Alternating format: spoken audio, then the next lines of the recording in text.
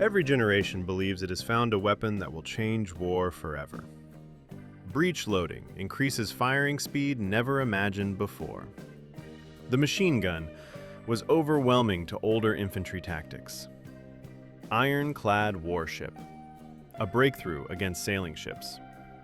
The tank, a moving artillery like warships as dreamed. Submarines, attacks enemy ships even without seeing. Aircraft, a vantage point to dominate battlefield. Aircraft carrier, might of air power could be unleashed at the time of choosing and place. Radar, see without seeing. Nuclear weapons, made a change, but a question rised. Will it worth to use? Retailation will always be on the table if the purpose is not total annihilation. Jet engine, rivals adapted. Precision-guided weapons, no waste for the user, however, rivals adapted. And some other new game changers still coming. Drones, directed energy weapons, hypersonic weapons, autonomous weapons, space-based weapons, biotechnology. Each time, the promise is the same. Faster victory, fewer losses for user, decisive dominance. The idea is that they breaks the established rules of the war is fought, creates a crisis for existing defenses, and force others adapt or perish. And yet, history tells a different story. Wars are still decided by people, industry, and endurance, not by a single breakthrough weapon. So what do we mean by a game-changing weapon? It is a system that promises to shift the balance of war on its own. A weapon expected to overwhelm the enemy before they can adapt.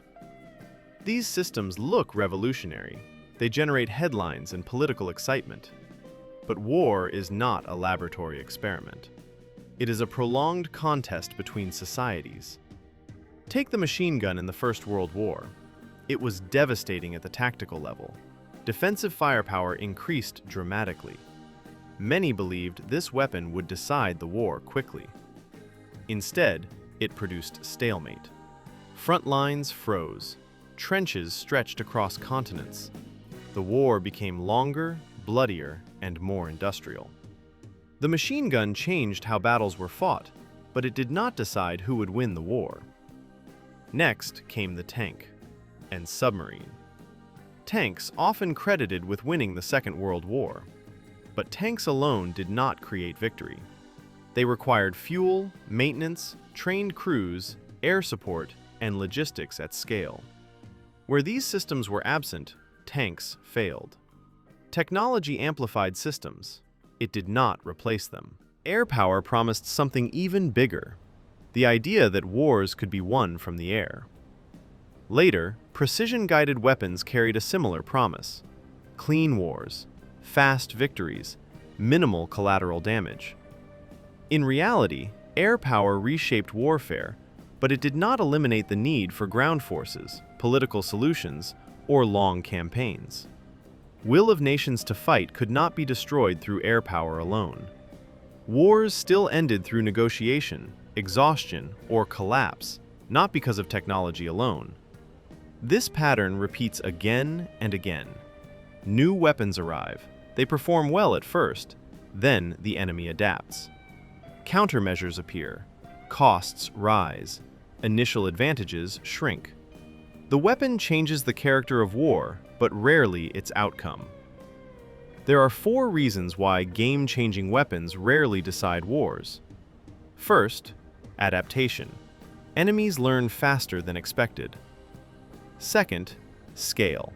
A few advanced systems cannot cover entire fronts or entire societies. Third, cost. Countermeasures are often cheaper than the original breakthrough. And fourth, integration.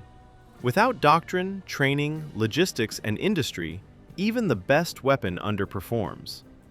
War is not won by brilliance alone. It is won by sustainability, resilience, and will of people. Modern systems follow the same rule. drones, cyber tools, precision strikes, and lasers. Game changers are useful for the user. They can make great advantages, but never enough to win the decisive war. But they do not eliminate uncertainty. They do not remove friction. They do not replace strategy. They extend endurance, not dominance. Technology shapes how wars are fought, mostly tactics and operations. It does not decide how wars end. We have to make an exception here. Ukrainian unmanned surface vehicles denied Russian fleet's usage of Black Sea. Tactical success led a strategic result. Russians could not adapt to new naval war style. The real lesson of history is simple. There are no shortcuts in war, only trade-offs and reciprocity. Thank you for being with us and watching till the end. Your subscription, share, and good or not good comments will energize us for better. Stay safe and see you in next video.